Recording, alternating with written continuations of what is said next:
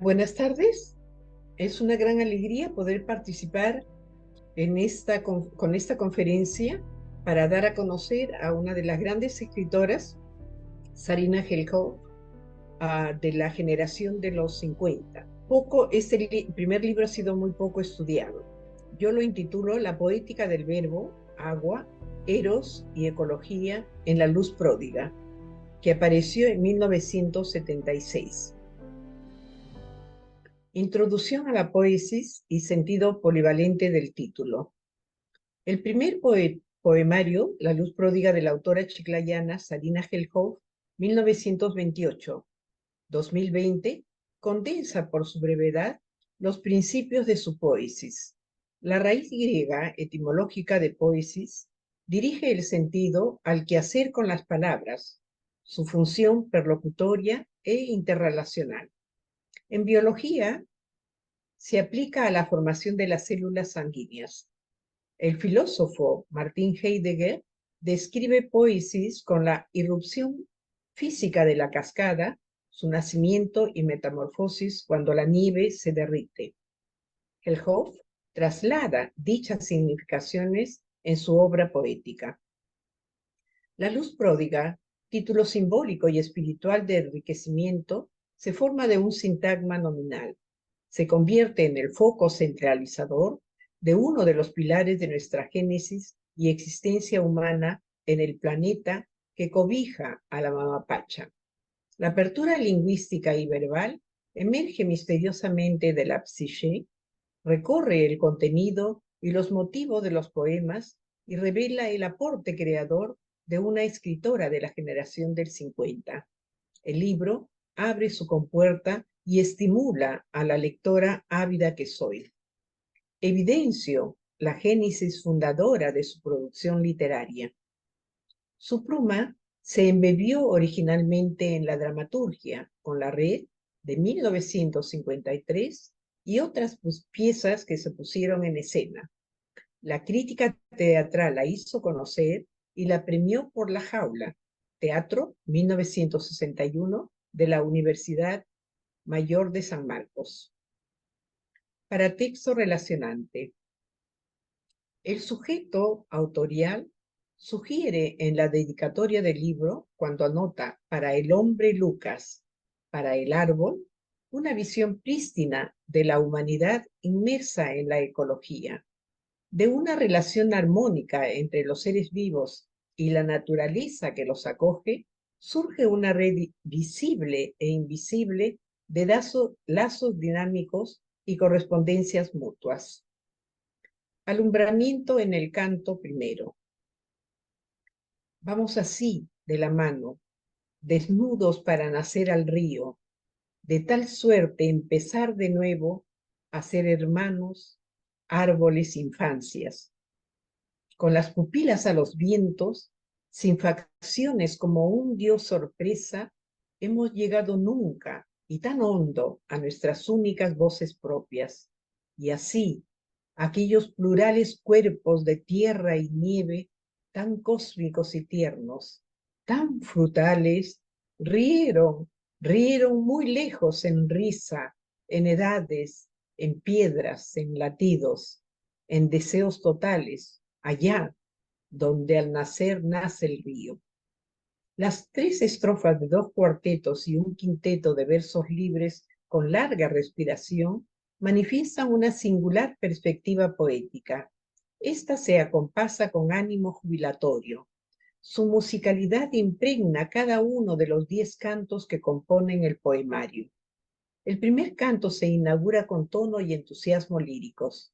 Los organismos nacen en el cosmos con el llamado a dos seres que comparten el mismo espacio temporal, hermanos, árboles, infancias. La percepción de los seres humanos y vegetales que se limpian y bautizan en el río permite que aseguren nuestras únicas voces propias. En el cuarto verso de la segunda estrofa, se resume la transformación acuática de los seres. El líquido natural circula y se vuelve aire, se convierte en voz y expresa su himno a la condición de plurales cuerpos de tierra y nieve. De la mixtura de dos pares que unen lo sólido y lo líquido, brota la ternura y la felicidad. Otro segmento del ritmo triple en edades, en piedras, en latidos, acompasa el tiempo, la materia de todo lo creado y las pulsaciones intensas de lo que somos: agua, tierra, aire, frutos, luz, corporalidad, manos, transmisiones y querencias. La psiché en el canto 2. En este canto percibimos varios contrastes con la isotopía luminosa, risueña y la construcción fluida del primer canto. Una estrofa de 10 versos condensa la presencia y el motivo del otro y del amor silencioso del sujeto. El uso del primer verso con el adjetivo de ciertas, el verbo impersonal hubieron, el dubitativo tal vez y el determinante indefinido algún refieren el plano inconsciente del sujeto amante que duda en afirmar su cariño. No obstante, los grupos nominales muestran la complejidad de la imaginación que conjura anhelos a realizar, el sueño de algún extraño planeta, la sed de algún hermoso animal. Cierra con dos versos desiguales, un corte bimembre al interior del penúltimo y el desliz del final, que a través de un verso de pie quebrado, el yo intuye que el sentimiento puede ser o no real y no se pronuncia. Por eso digo tal vez el amor y enmudezco. Con tenues pinceladas, el sujeto se pinta y enfatiza pistas de interpretación sin comprender muy bien. ¿De dónde proviene el desconcierto? ¿Es su timidez? ¿Falta de confianza o inseguridad? ¿Qué le impide confesar su amor al otro? Irrumpen las complejidades de la psique humana temprano en el poemario. Juego erótico y musicalidad en el canto tercero. El canto 3 es más largo que los dos primeros y da un vuelco complejo a las inquietudes y limitaciones del yo amatorio del segundo. La cantante se manifiesta al ser amado con altruismo, inclusive en la composición del texto. Dos versos sueltos, dos pareados y tres tercetos muestran la ligereza y el ritmo fluido del afecto que rompe los diques anteriores con la intención de acercarse al tú. La invitación del verso inicial, ahora juguemos, amado, muestra el temple grácil del hablante. Con determinación empieza el intercambio lúdico, confía en su íntimo ser y lo expresa a la persona escogida. Toma impulso, sale del ensimismamiento y apela a los seres del universo que convergen en su exaltación. Las dos metáforas condensan su deseo de unión con el que convoca la habilidad lingüística de la poeta amada y convierte lo imposible en posible. Que el ojo de Gacela es un grito al despertar del fuego aletargado. Que las ruinas sangren polvo y los huesos se marchiten. Mi voz es corazón de río. La connotación del grito, contrario de la quietud y del mutismo, amplía la potencia del amor que empodera al sujeto lírico y transmite su mensaje. Asocia hermosamente la felicidad a mi voz, es corazón de río, con la poesía, vida, amor. Emana el imperio del agua sobre el fuego aletargado que lo transmuta. Sin embargo, el amor asociado a la sangre que fluye y al fuego que mantiene la complicidad de la pareja se hace y deshace en las interrelaciones temporales. El último terceto incorpora las acciones de la amada yo con el porvenir de su proyecto que corresponde al amante tú. Sígueme por el cauce de los sueños y de la infante brisa de la música que aún no se ha vertido. La iniciativa del yo da paso a la forma imperativa del primer verbo perlocutorio que compromete al otro con su intención de llegar a un encuentro, onírico o real. Otros signos entusiastas de la poeta se perfilan cuando acerca la cabeza del amante y presenta la música. hacen parte de la retórica amorosa y de la estructura del poemario. Este canto concluye con un pareado que sella su compromiso y anhelo tanto escritural como amatorio. Yo no quiero que a los rostros les mutilen sus lenguajes. La escritora se pronuncia por el derecho a la lengua. ¿Qué sería si a los seres humanos nos quitaran la facultad de hablar? El verbo en plural, mutilen, denota una ruptura drástica de tiranos perversos. El lenguaje es parte constitutiva de nuestra humanidad dialogante y para cada individua que habita dentro de la colectividad. Sin las palabras, la voz o el intercambio oral, escrito y gestual se cercena nuestra condición vital y humana. Hablamos a un tú y para el tú. Somos sujetos relacionantes, comunicantes y nos necesitamos los unos a los otros. El monologismo reduce nuestra misión interlocutora social. Cuando tomamos la palabra, aseguramos nuestra voz de sujeto en el espacio público y nos dirigimos hacia los otros. Nos conectamos al tú, ustedes y viceversa. Canto cuarto. La prodigalidad de la libido en el amor mutuo. Me circundan los frutos dormidos, surgen como de la noche anónimos, lejanos, sedientas voluntades adivinando la raíz del agua. Es por eso que recorres mi pulpa con tus ritos, desde que fue el tiempo del corazón primario, concebido en semilla por todas mis imágenes. A la vida, a la muerte, a la vida, y seguiré cantando hasta que el musgo se detenga en mi sangre, y todavía. En 4 tercetos, 2 largos, 1 corto y el último, que combina arte mayor y menor, la musicalidad acentúa el acercamiento erotizante de 2 seres que se aman.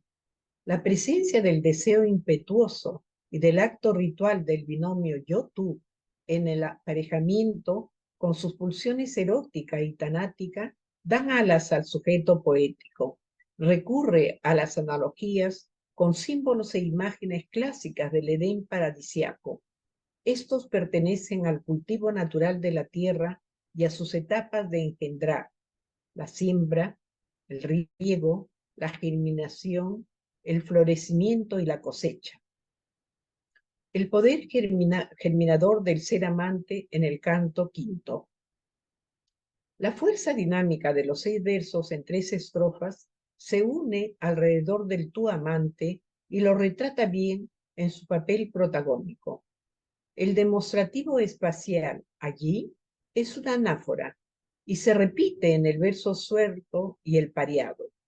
Resulta importante constatar qué hace ese tú en su papel de sujeto amante. Los verbos en gerundio y los otros en voz activa expresan muy bien su actuar en contacto con la mujer amada, germinando, reptando, bordando, deshaces, viertes, oradas. El último verso del terceto utiliza la figura anafórica para subrayar al tú en los 3 versos. Se entiende mejor la energía del encuentro dichoso y la pasión de la libido. Tú, el que oradas con tus fuegos mis estratos. Canto cuarto. La metamorfosis del sujeto yo, que el amor de la pareja triunfe. Con la estrategia de la sintaxis y la elección de los tiempos verbales diferentes en los 2 quintetos, el sujeto enunciador pasa de la analogía a la metáfora.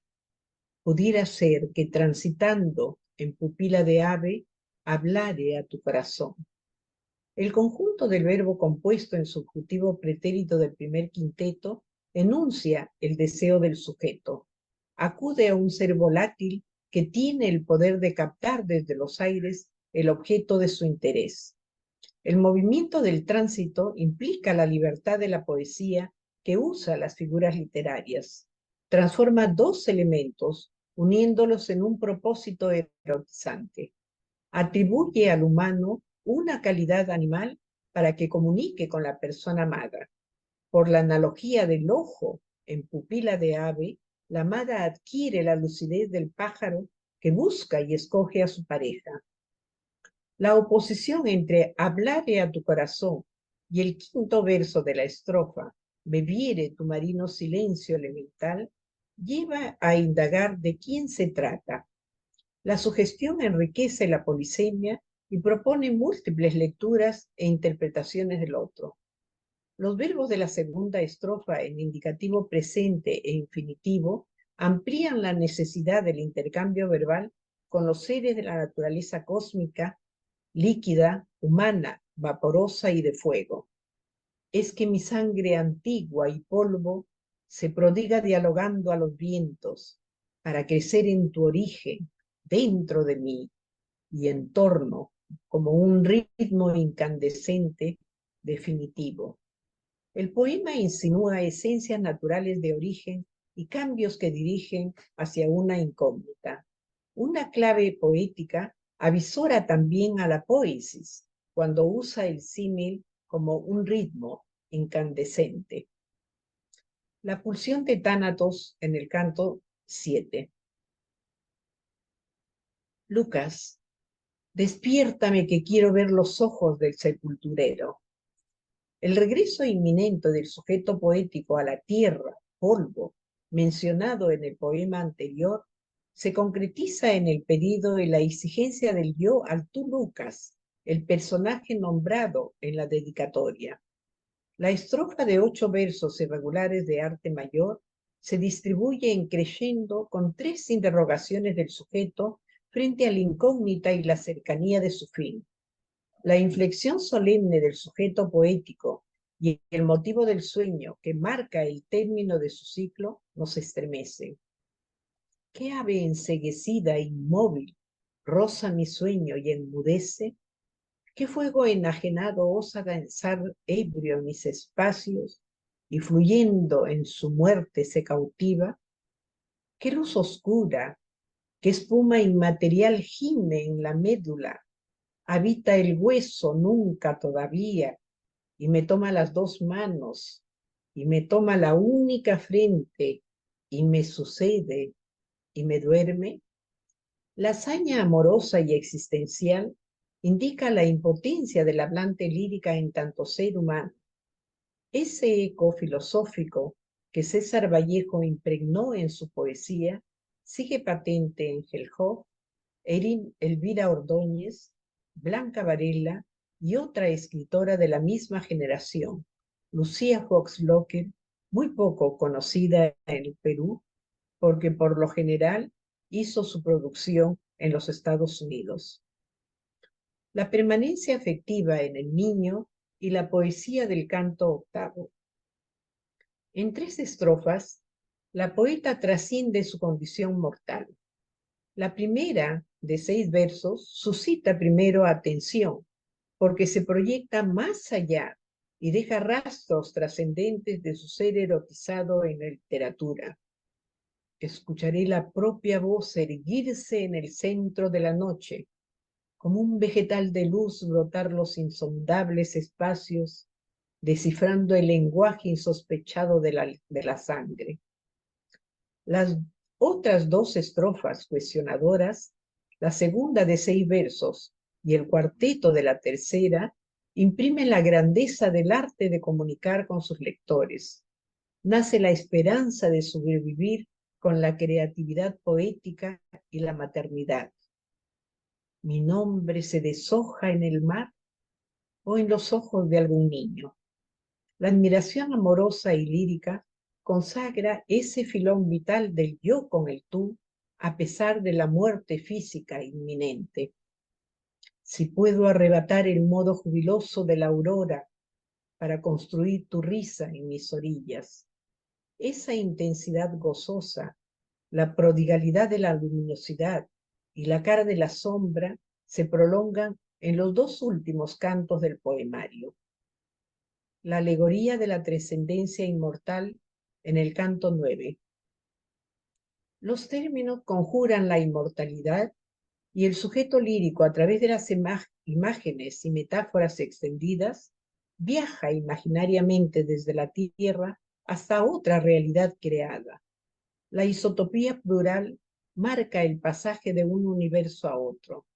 De la estrofa de 15 versos, tomamos los 7 primeros. Habito el sol remoto, la semilla esencial donde concluye la voz, en el origen sin tiempos de siempre, donde el mar se ramifica en infinitos. En los últimos versos de este penúltimo canto se figura el arte poético viviente de la escritura placentera. Ahora que mis alas enardecen las tinieblas y el último cisne recobra el dulce juego de mi pulso. El sondeo existencial de yo-tú en el canto 10. El último canto del libro La luz pródiga de Sabina Gelhó plantea una serie de 5 preguntas como si fuera una escala musical. Engloba sus inquietudes de autora consciente de la capacidad de amar al hombre y a la poesía. También aborda las limitaciones del sujeto que dan pie a sugerencias sobre las huellas que dejamos en el planeta. La belleza estética y el espejeo en su resplandor se impregna de cada construcción melódica de su edificio lírico. ¿En qué relámpago de cristal se desata tu rostro? ¿En qué desierta estrella florece un corazón de lluvia y el eco su propio yo escucha? ¿En qué viento luciérnaga dibuja el alfabeto irreal de tu sueño? ¿En qué transfigurado fuego se desbordan tus manos a través de mi frente? ¿En qué árbol? ¿En qué límite de pez? ¿En qué alba inútil desciendo al polen de 1000 universos para retornar tus pupilas tan en silencio, cantando?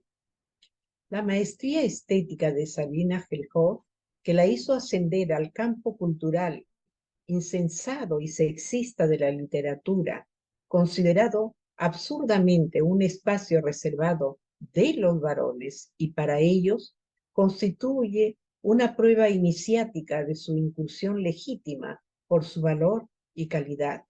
La escritura construye sus propios códigos de vida ética por amor de sí al otro en relación simétrica. La poeta sitúa a los seres vivos en armonía con el hábitat ecológico. Por su entusiasmo y fervor artístico, explora primero el poder de la voz, los cantos y las simbiosis del cuerpo-espíritu. Segundo, las acciones del ser cuando ama. Por sus venas y versos en movimiento, recorren los líquidos primordiales del agua y la sangre. Sabina Gelhó publicó su primer opúsculo y 2 poemarios, luego se colocó por méritos propios en la generación literaria poética de los 50, aún por indagar.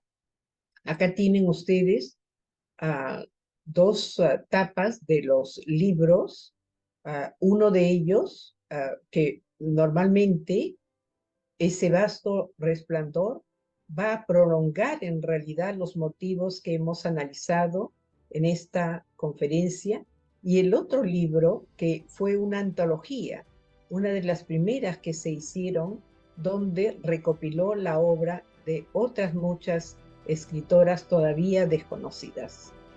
Agradezco justamente a la Red Literaria Peruana que me ha invitado para esta conferencia, a Mónica Escobedo, que siempre me ayuda en la cuestión técnica, y a la Biblioteca de Casa de la Literatura del Perú, que me ha enviado algunos poemas de este vasto resplendor. Muchísimas gracias.